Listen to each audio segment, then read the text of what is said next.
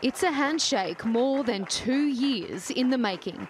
After a week of tense and often difficult negotiations, Yemen's warring sides have reached a raft of agreements which could pave the way for peace.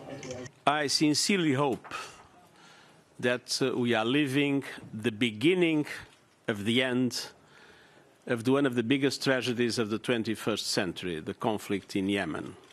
Not since 2016 have the Houthi rebels and the Yemeni government agreed to sit at the same negotiating table. From the outset, the United Nations made it clear a nationwide ceasefire was likely not a possibility at the Rimbo talks. This round was aimed at securing de-escalation and humanitarian relief. And it wasn't until the final session on the last day of the meeting that the opposing sides made the biggest breakthroughs.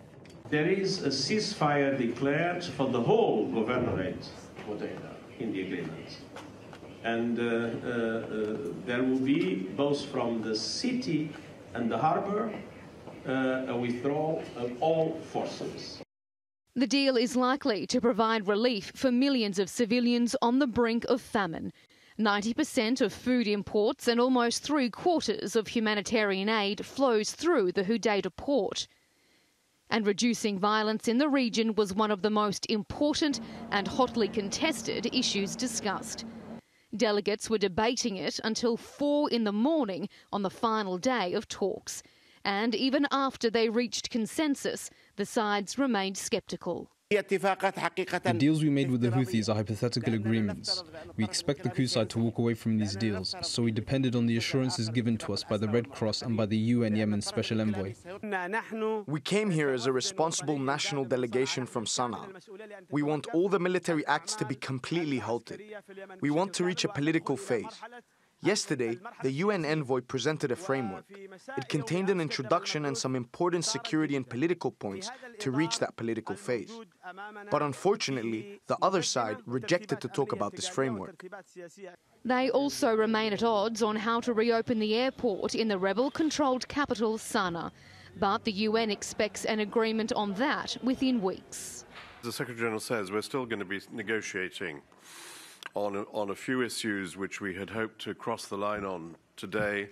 And in fact, as we were here for the closing ceremony, behind the scenes, we had our colleagues bringing texts to and fro both sides of the room.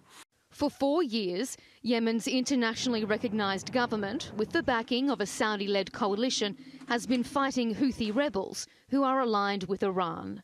The absence of the foreign backers of this war has raised eyebrows around the negotiating table. Each side has accused the other of being powerless to make decisions without the approval of Iran or the Saudi-led coalition. But the United Nations insists that the fate of Yemen should be decided by Yemeni people. The parties have agreed to exchange almost 15,000 prisoners in January, and a second round of negotiations is expected to begin early in 2019. A new year may bring renewed hope for the people of Yemen. Melinda, Nucifora, TRT World, Rimbo, Sweden.